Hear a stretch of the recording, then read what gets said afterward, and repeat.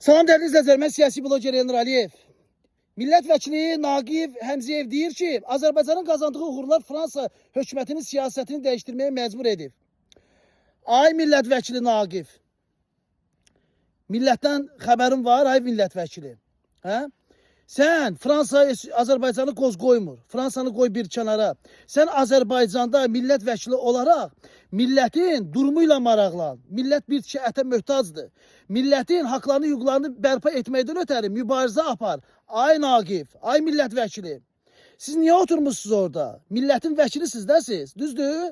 Axı millətin qeydinə qalmırsınız. Millət bilirsiniz nə vəziyyətdə yaşayır. Millət haqlarını, hüquqlarını tələb edə bilmir. Haqlarını, hüquqlarını tələb edənlərin hamısını vətənxanə deyib içəri basırsınız. Hansı haqdan, hansı ədalətdən danışırsınız? Hə? Fransanın gördüyü işlərin 1%'ni görüb Azərbaycan. Xeyr. Haqq ədalət elə Avropada da Azərbaycanda haqq ədalət var ki, bəyəm.